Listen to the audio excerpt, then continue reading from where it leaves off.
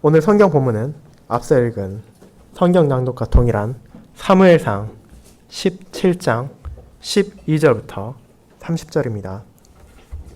다시 한번 사무엘상 17장 12절부터 30절까지를 낭독하도록 하겠습니다.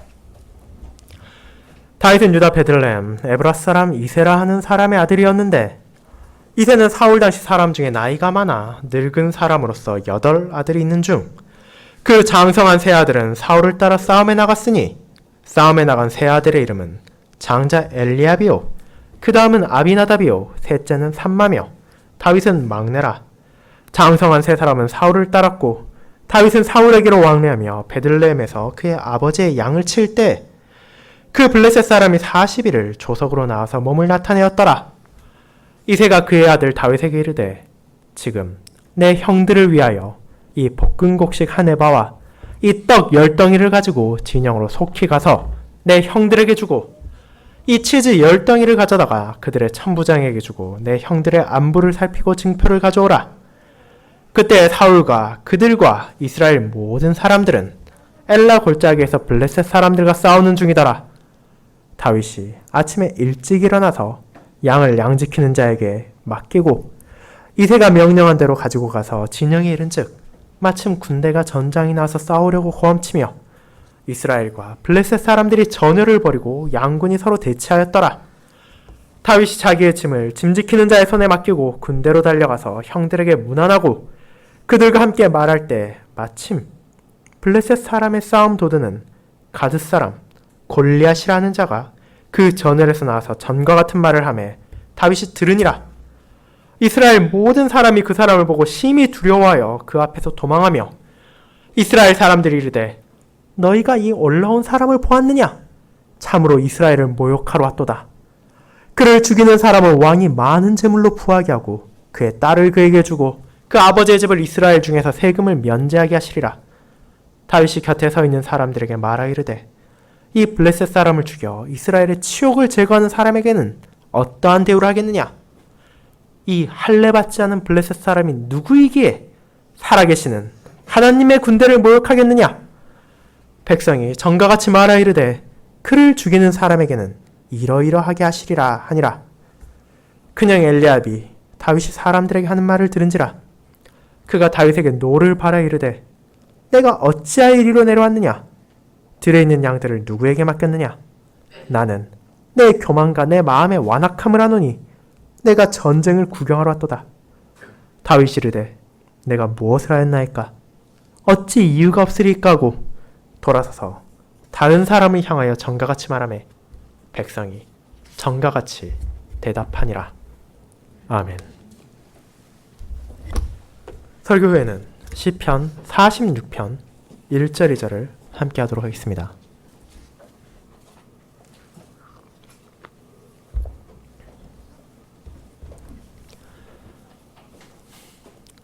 사랑하는 주 예수 그리스도 안에 있는 형제, 자매님들, 지난주부터 우리가 함께 나누며 듣고 있는 사무엘상 17장은 분명 모든 성경 중에서도 가장 잘 알려진 부분 중 하나입니다.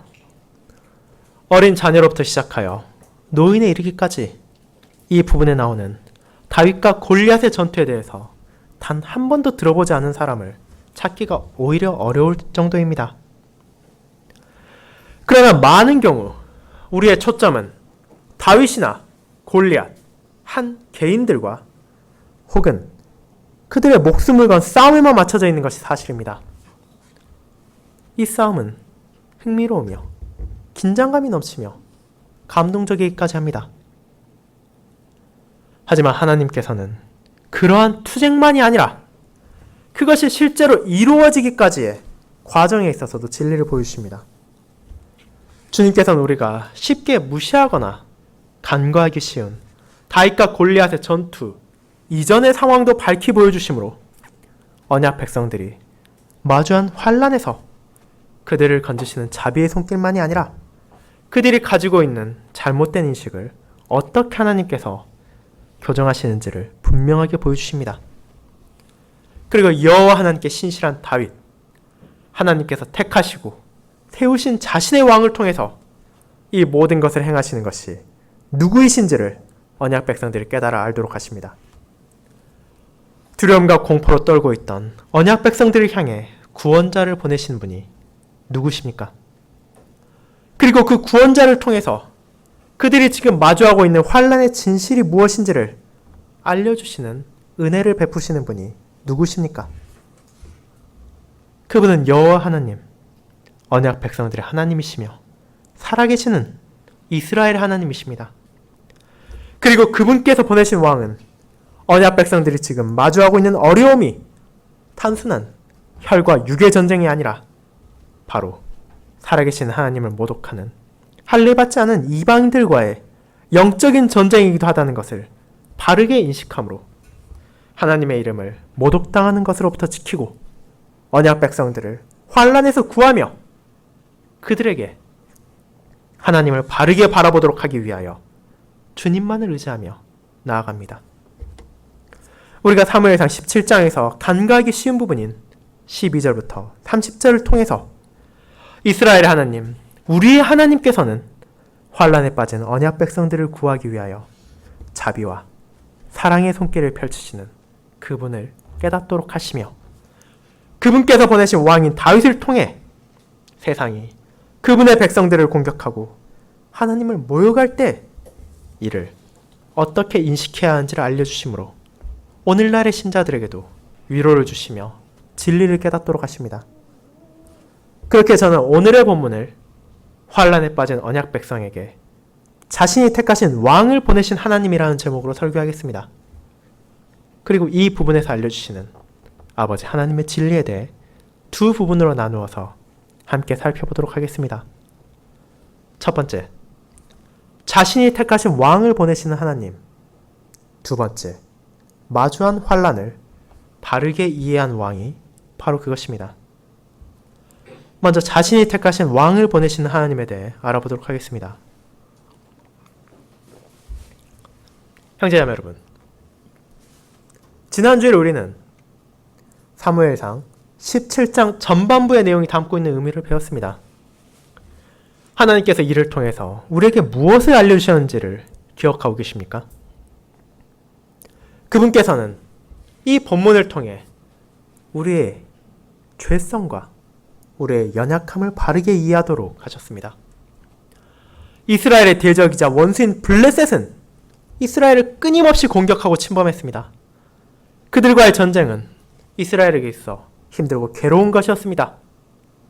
그렇게 그 백성들은 이방인들과 같은 왕을 세우기를 구하여 자신들을 승리로 이끌 인도자를 원했습니다.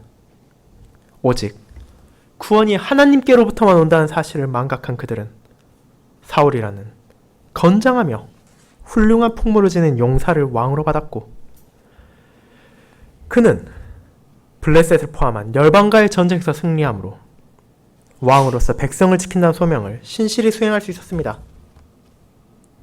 그러나 한 번의 승리, 한 번의 전쟁으로 블레셋과의 투쟁이 끝이 난 것이 아니었습니다. 그들은 다시 한번 이를 갈고 병력을 모아 이스라엘, 유다 지파의 땅에 싸우고자 모였으며 이를 들은 사울은 그에 대응해서 군대를 끌고 엘라 골짜기를 마주하여 서로 지인을 치고 전쟁을 준비했습니다. 그러한 시점에서 블레셋에서는 전쟁을 도두는 자로 골리앗을 보내었습니다. 사울보다도 강인한 육체와 그보다도 훨씬 강력한 무장을 갖춘 그는 하나님의 백성들을 모욕하고 사울 왕을 조롱했을 뿐 아니라 궁극적으로 언약 백성의 주인이시며 인도자이신 살아계시는 여호와 하나님을 모독했습니다. 그를 통해서 하나님을 거부하며 자신의 육체의 강건함과 세상의 것을 의지하는 인간의 악함이 얼마나 큰지를 골리앗의 교만을 통해 우리는 바라보게 되었습니다. 그는 세상에서 자신이 가장 강한 것 같이 굴었으며 그 누구도 자신을 이길 수 없다고 확신하며 언약 백성을 모욕했습니다. 그럼에도 그에 마땅히 분노하며 대항해야 할 이스라엘 백성들의 반응은 어떠했습니까? 그들은 자신들의 모욕을 당하고 자신들의 왕이 조롱을 당하며 결국 그들의 하나님을 향한 모독이 이어짐에도 두려워 떨 뿐이었으며 어떠한 대응도 하지 못했습니다. 군대를 이끌고 전쟁을 수행해야 할 사울까지도 이는 마찬가지였으며 취임 초기에 보였던 하나님을 향한 신뢰와 그분의 이름을 지키기 위한 용기가 사라졌습니다. 이것이 바로 주님의 돌보심이 없는 인간의 한계가 드러난 것입니다. 사울 역시 다른 사람들보다 강인한 신체를 가졌고 훌륭한 갑옷과 칼, 투구를 가지고 있었지만 회개하지 않고 자신의 죄에 머무름으로 여호와의 영이 떠나간 그는 더 이상 왕으로서 전쟁을 인도할 수 없었습니다. 그저 백성들과 함께 두려워하며 이 상황이 어떻게든 지나가기를 바랬을 뿐입니다. 결국 하나님의 도우심이 없는 이스라엘의 한계는 너무도 명백했습니다. 자신들이 그토록 원했던 왕을 가졌음에도 더 강력하고 더 힘이 있어 보이는 이방인에게 모욕을 당하고 그런 모욕 속에서도 그저 놀라고 두려워할 뿐인 연약한 존재에 불과했습니다. 이제 그러한 상황에서 이어지는 것이 바로 오늘의 본문입니다. 이스라엘의 하나님이시며 우리의 하나님이신 언약 백성의 하나님께서는 앞선 본문을 통해 인간의 죄악 한계를 숨김없이 보여주셨습니다. 그분을 의지하지 않고는 어떠한 보호나 어떠한 구원도 있을 수 없다는 것을 알려주신 주님께서는 이제 이스라엘 백성들을 어떻게 다루십니까? 자신을 신실히 의지하지 않았기에 그들을 버리셨습니까? 하나님이야말로 이스라엘의 주권자라는 것을 인식하지 못하고 왕을 바랬기에 그들이 원하던 왕과 함께 파멸하도록 하셨습니까? 그렇지 않습니다. 그분께서는 다시 한번 이스라엘, 자신의 어리석고 연약한 언약 백성들에게 자비의 손길을 내려주셨습니다. 하지만 그분께서 이번에 사용하신 존재는 사울이 아니었습니다. 분명 여호와 하나님께서는 사울을 통해 이스라엘을 전쟁에서 승리하게 하셨으며 그 백성들을 열방의 침략에서 보호하셨지만 이제는 더 이상 사울이 아니라 사무엘을 통해 기름 부으신 자신의 마음에 합한 새로운 왕을 통해서 그들을 건지십니다.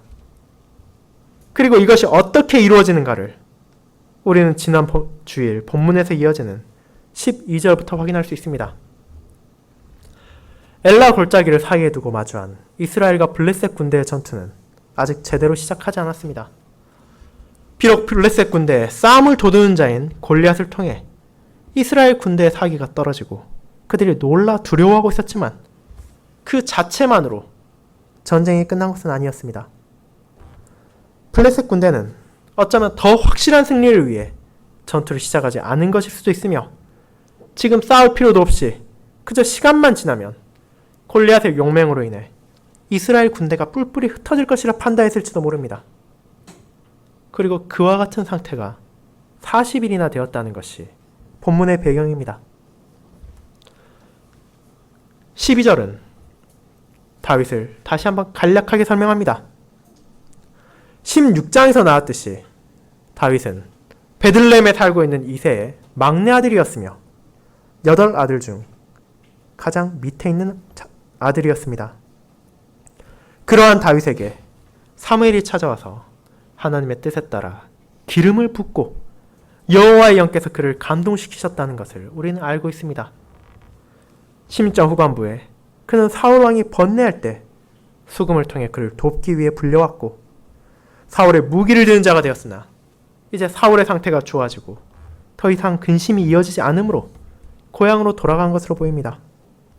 그리고 고향으로 돌아가 아버지의 양을 치고 있던 다윗을 하나님께서는 자신의 백성을 건지시기 위하여 사용하십니다. 하나님의 손길은 아주 사소하며 당연해 보이는 가장의 염려에서 시작됩니다. 이새 자신은 나이가 많아 군대에 징집되지 않았으나 그의 아들 중 장성한 세 아들은 사울을 따라 블레셋에 맞서 싸우기 위해 전쟁터로 행했습니다. 엘리압과 아비나답, 삼마라는 세 아들을 전쟁터에 보낸 이새는 그들이 돌아오지도 않고 전쟁이 계속되자 자식을 가진 부모로서 당연히 그들을 걱정하기 시작했습니다. 혹시라도 전쟁터에서 그들이 굶고 있는지는 아닐지, 혹여라도 해를 당하거나 전쟁에서 패해 포로로 잡혀간 것이 아닌지를 염려했습니다. 그런 상황에서 그가 떠올린 것은 막내 아들이자 자신의 양떼를 치고 있던 다윗이었습니다. 이새가 그때 자신의 막내 아들이며 아직 전쟁터에 징집되지 않은 18살 혹은 19살 정도의 나이였을 다윗을 떠올린 것에는 합당한 이유가 있었습니다. 비록 성인으로 인정받을 만한 나이가 되어 군대에 참여할 수 있는 것은 아니었지만 다윗은 자신의 양떼를 치며 목동으로 자라왔습니다. 그리고 당시 목동이란 결코 쉬운 직업이 아니었으며 이 목동의 경험을 통해 다윗은 육체적으로 그리고 정신적으로 성숙해질 수 있었습니다. 양을 물어가기 위해 눈을 부라리는 맹수들과 싸워야 했으며 양떼를 먹이고 마시우게 하기 위하여 산과 계곡을 다녀야 했습니다. 그리고 그 과정에서 그는 여호와 하나님을 의뢰하며 신뢰하는 자세를 점점 더 가지게 되었습니다. 그뿐만이 아니라 다윗은 이미 사울의 궁전에서 음악가와 무기를 드는 자로 봉사한 적도 있었기에 전쟁터에 간다 하더라도 큰 문제를 일으키지 않고 그의 형들을 만날 수 있을 것입니다. 그렇기에 이새가 자신의 수많은 가솔 중에서 누군가를 전쟁에 보내어 자식들의 소식을 확인하기 위해 선택할 사람 중에서 다윗보다 더 적합한 사람은 그의 집에 있을 수 없었습니다. 이제 이새는 다윗을 불러 형들에게 주기 위한 볶음국식을 한 에바와 떡 10덩이, 그리고 천부장에게 주기 위한 치즈 10덩이를 건네었습니다. 한 에바란 오늘날 사용되는 규격으로는 23리터 정도로 전쟁터에서 제대로 먹고 마시지 못할지도 모르는 아들들이 기운을 차리기에는 충분한 양이었으며, 전쟁을 인솔할 천부장에게 준 치즈는 어려운 전장에서 부하들을 통솔하고 격려할 의무를 지닌 사람들에게 위로가 될 것입니다. 그리고 다윗에게 이를 건네주므로 형들의 안부와 전쟁의 상황을 확인하도록 부탁했으며, 다윗은 이에 신실히 순종하여 집을 떠나 20km 정도의 거리에 있는 엘라 골짜기로 향했습니다. 이제 다음 부분으로 상급하게 넘어가기 전에 이 상황을 생각해 보시길 바랍니다. 다윗이 지금 왜 전쟁터로 향하고 있습니까? 그는 자기 자신이 무언가를 하기 위해 전장으로 향하는 것이 아닙니다. 어린 치기에 칼과 창이 난무하는 전쟁터를 구경하기 위해 가는 것도 아니었습니다. 또한 이스라엘과 블레셋의 격전을 자기 스스로 정리하기 위해 발걸음을 뗀 것도 아니었습니다. 다윗은 그의 아버지인 이새와 마찬가지로 지금 엘라 골짜기에서 무슨 일이 벌어지고 있는지 정확하게는 알지 못했을 것이며, 지금 형들에게 먹을 것을 전하기 위해 향하는 곳에서 자신에게 어떤 장르가 기다리고 있는지도 몰랐습니다. 그곳으로 향하는 다윗의 마음에는 불타는 야망이나 공명심이 가득한 것이 아니라 아버지를 향한 자식으로서의 순종의 마음과 그 길에서 무엇을 마주한다 하더라도 하나님께서 보호하실 것이라는 확신의 마음뿐이었습니다. 그렇다면 누가 다윗을 그곳으로 보내신 것입니까? 바로 이새의 부정을 통해 역사하신 이스라엘의 하나님께서 그를 베들레헴의 목자로서가 아니라 블레셋 군대와의 전쟁터에서 언약 백성의 왕으로서 자신과 백성들을 위하여 봉사하도록 보내셨습니다. 블레셋과의 전쟁이 장기화되는 것, 자식을 염려한 이새의 마음, 그리고 그곳에 찾아가기에 적합하도록 자라난 다윗의 배경까지도 준비하신 분은 전능하시며 전지하신 여호와이십니다. 그분께서는 이제 자신이 택한 왕을 엘라 골짜기로 보내심으로 이스라엘 백성들을 건지시기 위하여 가장 적합한 시기에 가장 적합한 인물을 가장 적합한 장소로 보내시는 자비의 손길을 전쟁터의 온 이스라엘인들과 온 블레셋인들이 보게 하심으로 이스라엘의 진정한 주권자가 누구이시며 언약 백성을 보호하시는 분이 누구이신지를 분명하게 깨닫도록 하시는 것입니다. 이처럼 다윗을 보내심으로 언약 백성들을 버리지 않으시고 사랑의 손길을 펼치신 하나님께서는 자신의 독생자를 통하여 그분께서 그 백성들을 얼마나 사랑하시며 아끼시는지를 보여주셨습니다. 그 사랑을 너무도 잘 알려진 요한복음 3장 16절은 다음과 같이 묘사합니다. 하나님이 세상을 이처럼 사랑하사 독생자를 주셨으니 이는 그를 믿는 자마다 멸망하지 않고 영생을 얻게 하려 하심이라. 아무런 생각도 없이 아무 때와 아무 장소나 선택하신 것이 아니라 가장 적합한 때, 가장 적합한 장소에 독생자를 보내심으로 자신의 백성들을 망각과 미혹에서 깨우시고 그들을 버리지 않으셨다는 것을 하나님께서는 보여주셨습니다. 그리고 자신의 언약을 이스라엘 백성들만이 아니라 그분을 진실로 믿고 따르는 모든 나라의 모든 족속들에게 베푸심으로 세상에 그 무엇과도 비교할 수 없는 사랑을 베푸셨습니다.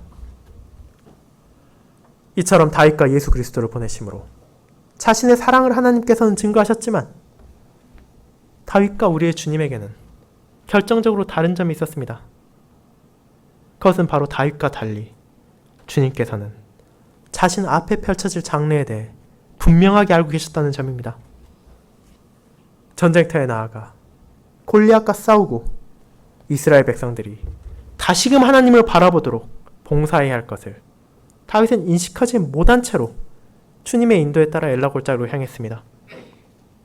하지만 예수님께서는 자신 앞에 놓여진 고난과 박해, 심지어 죽음까지도 아시고 그 모든 것을 성취하심으로써 다윗이 그림자로서 가리키던 하나님께서 택하시고 하나님께서 보내신 그분의 왕, 메시아로서 아버지의 사랑의 손길을 증거하시고 그분의 영광을 높이셨습니다. 사랑하는 형제자매 여러분, 그렇다면 이러한 가르침은 오늘날 우리에게 어떠한 위로와 소망을 줍니까?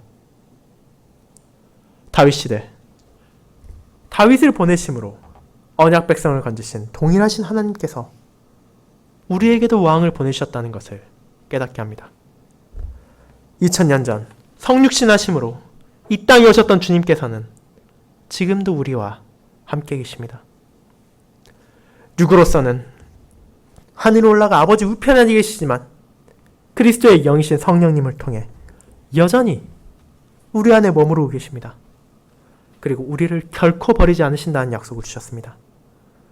이스라엘 백성들이 자신들을 구원할 왕을 바라며 사울을 헛되이 바라볼 때 그들을 건지기 위하여 다윗을 보내심으로 진정한 왕을 통해서 여호와 하나님을 바라보게 하신 우리의 아버지께서는 이제 우리가 이 땅에서 살아가는 모든 순간 속에서 우리 안에 계신 성령님을 통해 약속된 왕이신 우리 주, 우리의 그리스도를 바라보게 하시며 의지하게 하십니다. 그리고 연약한 인간임의 한계가 분명했던 사울이나 다윗과 달리 우리와 함께 하시는 주님께서는 결코 부족함이 없으시며 한시도 우리를 떠나지 않으십니다. 그렇게 우리는 어디에서나 언제라도 모든 상황 속에서 그분께 우리의 도움을 구하며 우리의 구원을 다른 어떤 것도 아니라 하나님께 구할 수 있습니다. 그리고 그분을 향한 믿음 안에서 이와 같이 놀라운 약속을 바라보므로 우리는 신실하신 하나님의 약속 안에서 소망을 가지며 이 땅의 어려움과 험난함을 마주할 때도 우리 아버지 언약의 하나님의 사랑을 바라보며 흔들리지 않는 소망을 가지고 위로를 받을 수 있습니다. 그리고 이제 두 번째로 마주한 환난을 바르게 이해한 하나님의 왕에 대해 알아보겠습니다. 성도 여러분, 이와 같이 하나님께서는 연약하며 한계가 분명한 자신의 백성들을 버리지 않으셨습니다. 그들을 불쌍히 여기심으로 마주한 환난에서 건지기 위하여 자신의 마음에 맞으며 자신이 세운 왕인 다윗을 보내심으로 그분의 자비와 은혜의 손길을 백성들이 깨닫도록 하셨습니다. 이새를 움직이심으로 하나님께서는 다윗을 보내셨고 다윗은 이제 그 뜻에 순종하여 베들레헴을 떠났습니다. 그리고 그를 마주한 언약 백성들이 환란 속에서 어떻게 그 상황을 이해하고 있었는지를 우리는 보게 됩니다. 앞서 말씀드린 것과 같이 베들레헴에서 엘라 골짜기까지는 20km 정도 되는 거리입니다. 일반적으로 사람이 1시간의 평지를 4km 정도 걷는다고 보았을 때 열심히 5시간 정도를 걸으면 도착할 수 있습니다. 그 길을 가기 위해 다윗은 아침 일찍 양을 맡기고 아버지가 주신 짐을 챙겨 전장터로 향했습니다. 아마도 목자로서 길러진 그의 강건한 신체를 고려했을 때 당시의 길이 지금보다 더 험난했을지라도 점심 무렵에는 엘라에 도착했을 것으로 보입니다. 그리고 그곳에 도착한 그는 군대가 서로 고함을 치며 대치하고 있는 것을 보았습니다. 그가 짐을 맡기고 진영에 들어와서 아마도 엘리압을 제외한 자신의 두 형들을 만나 안부를 물었을 때 엘라 골짜기에서 이미 40일간 계속되던 것이 다시 시작되었습니다. 바로 블레셋의 싸움 도두는 자인 가드 사람 골리앗이 이스라엘과 사울을 모욕하며 하나님을 향한 교만을 드러낸 것입니다. 이를 수없이 들었을 이스라엘 백성들은 여전히 자신들의 나약함에서 벗어나지 못했습니다. 골리앗의 우월한 육신과 그의 돋보이는 무기와 갑옷은 그들로 하여금 두려움과 공포만 떠올리게 했을 뿐 다른 감정이 생겨나지도 못하겠습니다.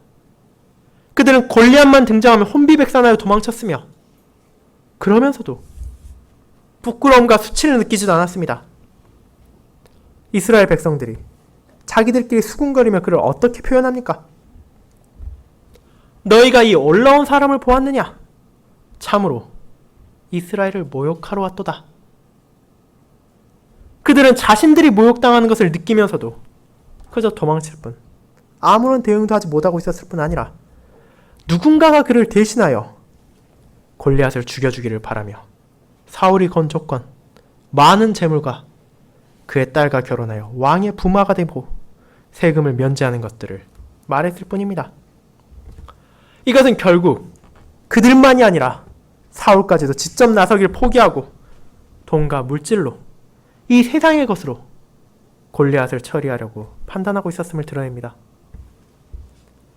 그러한 자들에게 다윗은 오늘 본문의 가장 핵심이라고도 할 수 있는 26절, 특별히 26절의 후반부를 통해 담대히 선언합니다.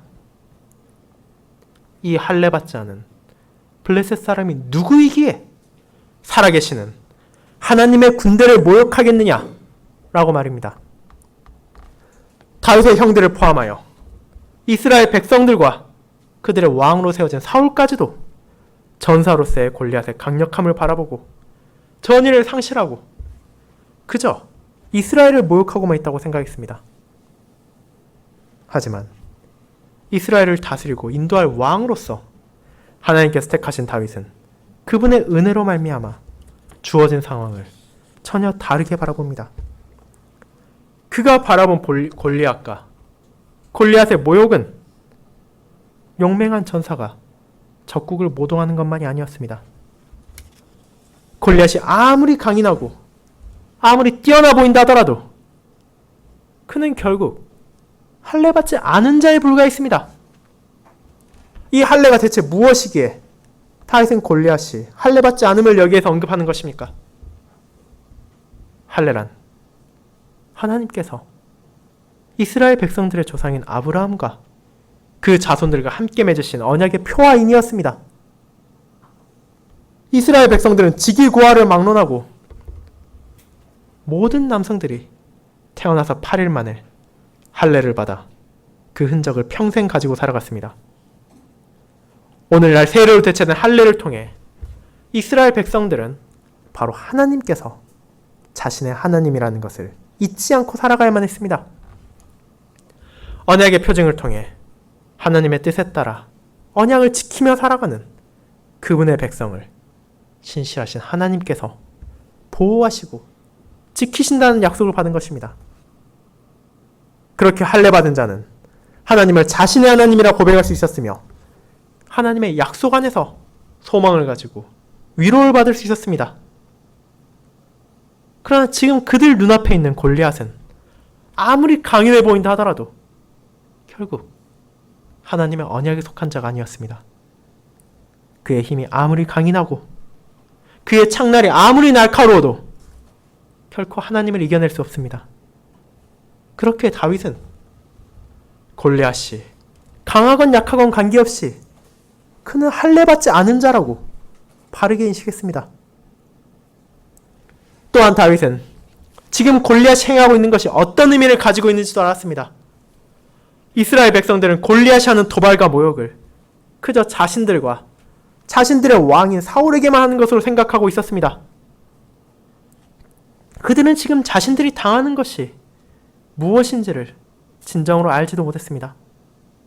두려움과 떨림이 그들을 사로잡고 있었으며 40일이나 반복적으로 들었으면서도 이 할례받지 않은 이방인이 궁극적으로 누구를 모독하고 있는 것인지를 인식하지 못한 채 도망다니고 있었습니다. 하지만 다윗은 그것을 단 한 번만 듣고도 파악할 수 있었습니다. 그리고 골리앗의 모욕은 이스라엘 군대와 사울 왕만을 향하는 것이 아니라 바로 살아계신 하나님을 향한 것이었습니다. 앞서 말씀드린 것과 같이 모든 이스라엘 백성은 하나님과 무관하게 살아가는 것이 아닙니다. 그들은 언약의 표와 인을 지니고 있었으며 그들의 삶은 자신들의 하나님을 증거해야 합니다. 그러나 지금 자신들의 연약함으로 하나님이 모욕당하고 있었습니다.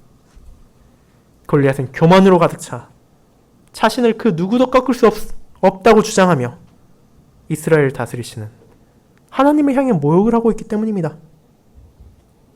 그렇기에 이 상황을 바르게 이해한 다윗은 그것을 결코 용납할 수 없었으며 이를 해결하기 위해 움직이기 시작했습니다.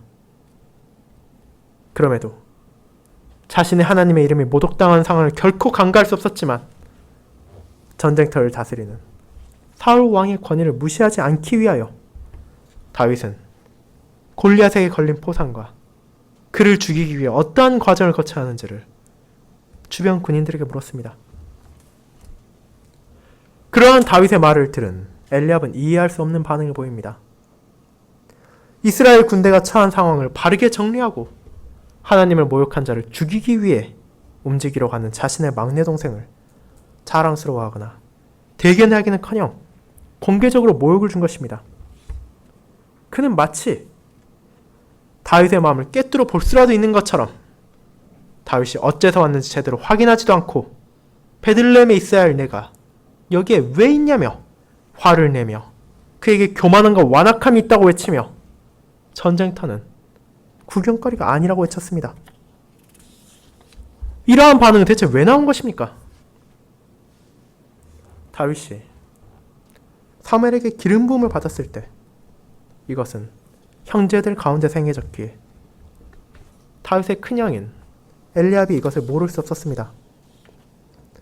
어쩌면 자신에게 부어졌을지도 모르는 기름이 다윗에게 부어진 것에 대해 시기심을 가졌을지도 모르며 그러한 시기심에 더해 자신이 지금 처하고 있는 무기력한 상황에 대한 불만과 그는 아무것도 하지 못하는데 막내인 다윗이 상황을 해결하기 위해 움직이려 하자 자신에 대한 자조감이 섞여서 애꿎은 분노를 표출한 것으로 보입니다. 그러한 엘리압이 지금 정상적인 판단을 내리지 못함을 깨달은 다윗은 짧은 말로 그를 진정시키고 뒤로 한 채 언약 백성들이 마주한 위기이자 하나님을 향한 모욕을 계속하는 골리앗을 물리치기 위하여 멈추지 않고 계속해서 움직였습니다. 그리고 이러한 다윗을 통해 하나님께서는 두려움의 눈이 가리워진 자신의 백성들에게 진정한 구원이 어디에서 오는지를 보여주셨습니다. 이처럼 자비로우신 하나님의 은혜로 인하여 주 예수 그리스도께서 이 땅에 오셨습니다. 그분께서는 자신들이 마주한 상황을 바르게 이해하지 못하던 언약 백성들을 일깨워 주셨습니다. 아버지의 말씀을 왜곡하여 전하는 종교 지도자들의 가르침에 순응해서 그것이 죄를 범하고 있는 것인지도 인지하지 못하던 이들에게 언약의 말씀의 가르침이 진정으로 의미하는 것이 무엇인지를 알려주심으로 아버지가 원하시는 감사의 삶을 살아가도록 인도하셨습니다. 그러한 그분의 노력과 삶에도 불구하고 다윗을 향한 엘리압의 분노와 같이 주님께도 까다없는 증오와 박해가 찾아왔지만 그 모든 상황에서 세상과 죄인이 아무리 그분을 미워하고 그분을 괴롭히기 위해 괴계를 꾸민다 하더라도 주님께서는 아버지의 뜻에 신실하심으로 하나님의 마음에 맞는 왕, 아버지께서 세우신 언약 백성들의 진정한 메시아가 누구인지를 온 천하에 밝히 드러내셨습니다. 사랑하는 성도 여러분, 그러한 메시아와 함께하는 자로서 우리가 깨달아야 하는 것은 무엇입니까? 타락하고 부서진 세상 속에서 신자들은 갖은 어려움을 맞이하곤 합니다. 그 중에 어떤 것들은, 그리고 많은 것들은 우리의 연약함이나 우리의 실수와 잘못으로 생겨난 것이기에 이러한 것들은 주님을 의지하며 교정하고 고쳐나감으로 대응해야 할 것입니다. 그러나 우리가 상대를 향해 아무런 잘못을 행하지 않았음에도 불구하고 우리를 모욕하고 우리를 공격하고 박해함으로 하나님을 모독하려는 악의 세력들도 분명히 존재합니다. 그들이 하나님의 언약 백성과 교회를 공격함으로 아버지의 왕국을 넘보려 할 때 우리는 이스라엘 백성들과 같이 두려워 떨며 그것이 진정으로 어떤 의미를 가지고 있는지를 외면하려고 해서는 안 됩니다. 하나님의 언약의 표와 인을 거부하고 여호와를 거역하며 그분의 백성을 해하려는 공격이 있을 때 우리는 어려움을 겪고 힘든 상황을 마주할 수도 있습니다. 그러나 그러한 상황 속에서도 우리는 세례를 통해 우리에게 주신 하나님의 약속을 신뢰할 수 있습니다. 그분께서 우리의 하나님이 되시고 우리를 인도하시며 우리를 보호하신다는 것을 확신하며 위로를 받을 수 있습니다.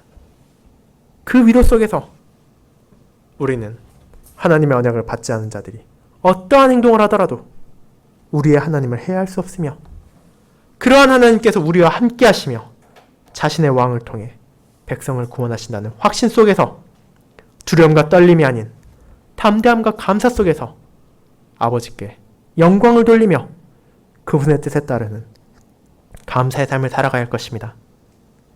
그것이 바로 언약 백성들의 삶이며 아버지 하나님의 자녀가 나아가야 할 길이기 때문입니다. 아멘.